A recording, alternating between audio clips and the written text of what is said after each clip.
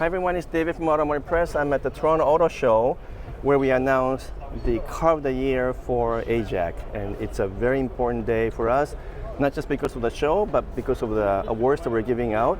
And Hyundai has won 2 awards from AJAC, which is a huge deal. And we have Michael from Hyundai here. Can you introduce yourself to us? Yeah, I'm Michael Ricciuto. I'm responsible for product planning and corporate strategy for Hyundai Auto Canada. Right, and you won 2 awards. Tell us, what did you win? Yeah. So we won 2 Utility Vehicle of the Year awards. The first one was for the electric Utility Vehicle of the Year, and that's with this model that you see right in front of you, which is the Ioniq 5N. Right, and the other one is a Santa Fe that you guys won. Exactly. And so amazing, accolades, considering that competition was pretty stiff. And even I wasn't sure which car will win. I'm part of the juror and also represent the steering committee for Car of the Year. So it's very excited for Hyundai, and you guys deserve this award. So tell me a little bit more about why you think the 5N actually won. I have my own feeling about it, but tell me from your perspective. Well, I think there's a lot of very efficient, very conservative electric vehicles on the road. Yes. Hyundai decided that they wanted to show the world that we could actually make an electric vehicle that was also very fun. In fact, that it could go head to head with some of the best sports cars in the world. That's gas-powered sports car. Versus a gas-powered sports car. So we developed Ioniq 5N. It's 641 peak horsepower. Yes. It's all-wheel drive. It is a ton of torque and a ton of fun to drive. Right. It has all sorts of different features, including virtual mode, where you can turn on the sound, and the electric vehicle actually sounds like it's an internal combustion engine vehicle. Yes. So it's kind of a cross between a video game and a real world electric vehicle sports car.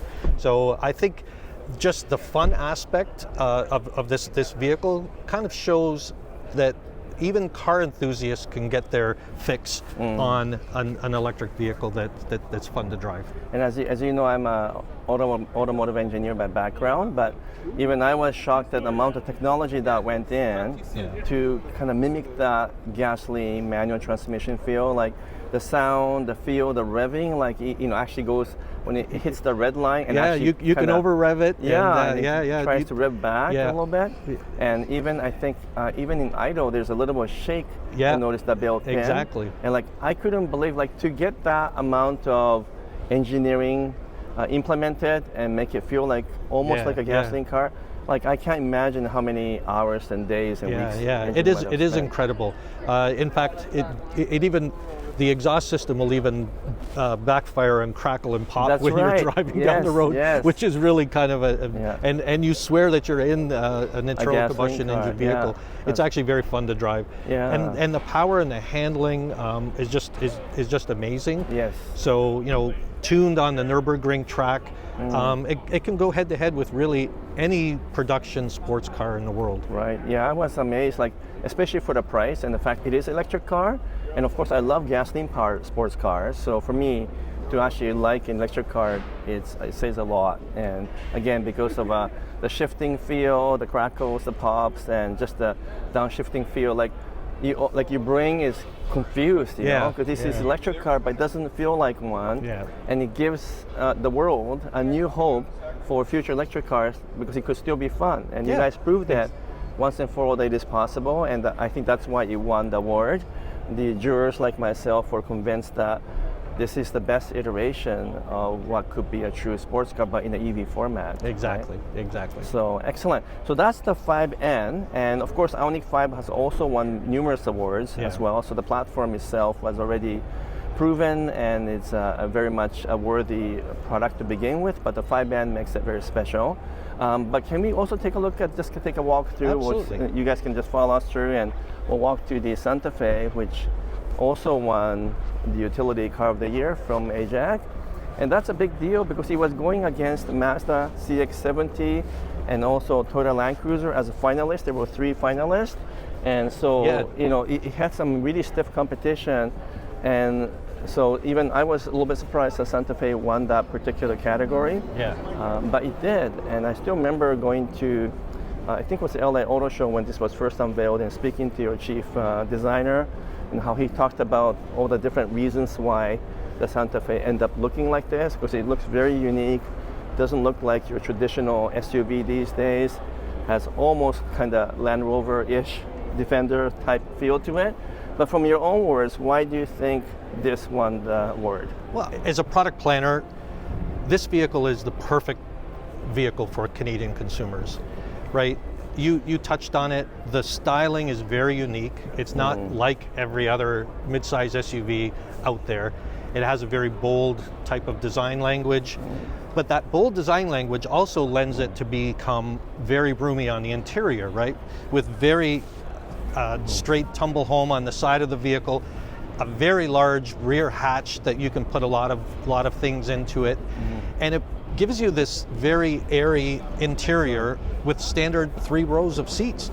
So it becomes something that, whether you need the space for people or whether you need the space for hockey equipment and your baseball equipment or your luggage, it basically gives Canadians exactly what they're looking for in a very attractive package. Yeah, because I remember your chief designer talking to us about the back here, how he kind of started with this in mind to kind of have a tailgate party feel as an environment. Is that right? I don't know if we can open this or not. I think we can.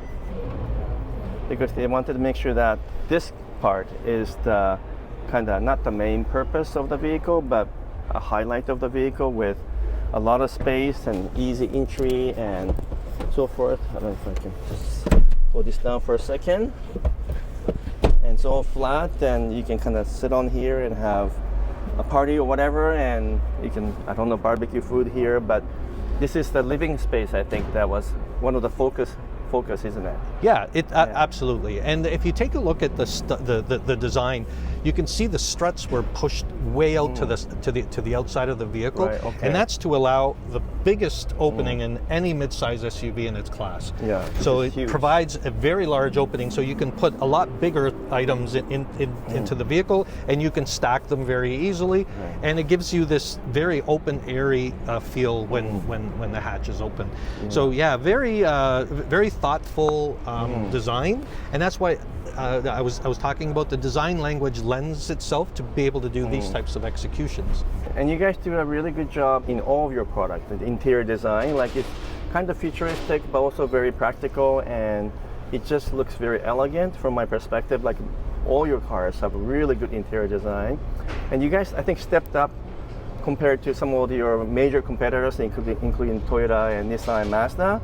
They've stayed a little bit conservative in terms of their design. You guys have taken a bolder, more visionary approach, I think, to design, and that obviously is making a difference with consumers, made a difference for us as AGEC board members and jurors, because you won the award, right? Yeah. And our chief designer, Luc Donkerwolke, has a philosophy saying that you don't have to have a family look in your lineup, because consumers don't buy a family or a bunch of vehicles. They buy one at a time. Some people like the bold, upright design language that the Santa Fe has. Others, like we just saw in Ioniq 5N, like a little sleeker design. It's more of a hatchback look. So that philosophy allows us to execute our vehicles in a different manner, and it appeals to different people. Right. Yeah, absolutely. And of course, the most important point I also want to point out is that a lot of the kind of Japanese branded buyers always looks at Hyundai, but also say they're a little bit worried about reliability and long-term reliability. And I think most people don't realize that if you actually look at the data and analytics, Hyundai has actually gotten better, even better than some of the Toyota brands over the years, as shown by J.D. Power and Consumer Reports and many other data.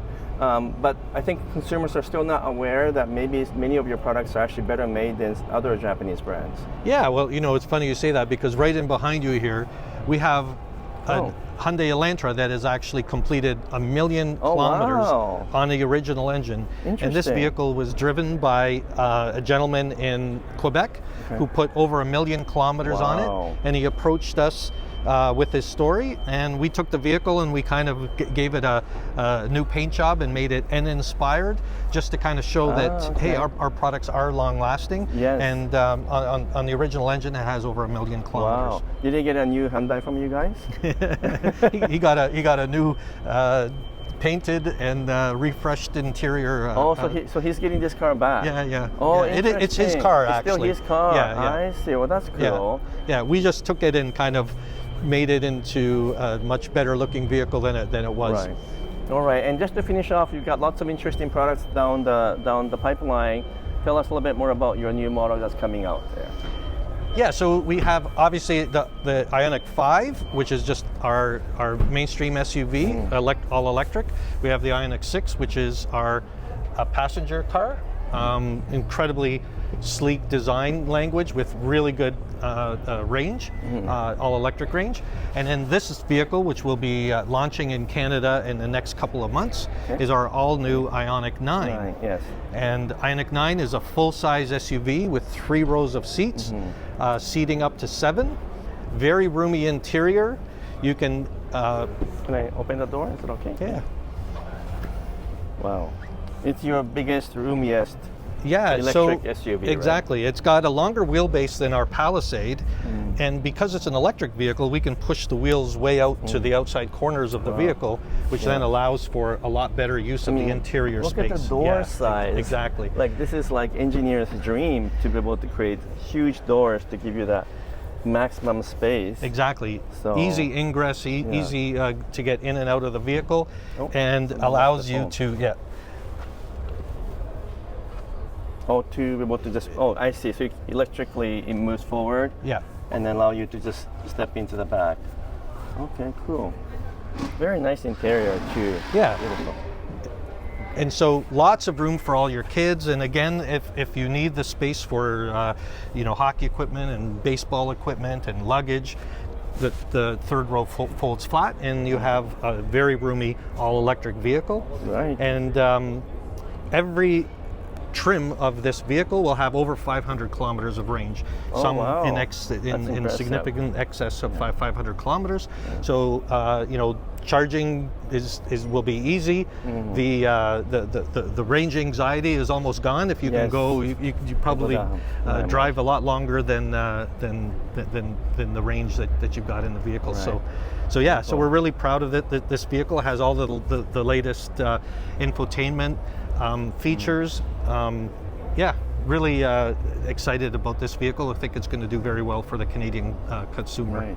All right. Well, you got lots of interesting products. Many of them won awards, and they've proven to be reliable and actually even have a good resale value these days. So even though I talk about Toyota and other Japanese brands a lot, I hope people understand and appreciate the Hyundai has come a long way and also beaten some of the best competitors at their own game.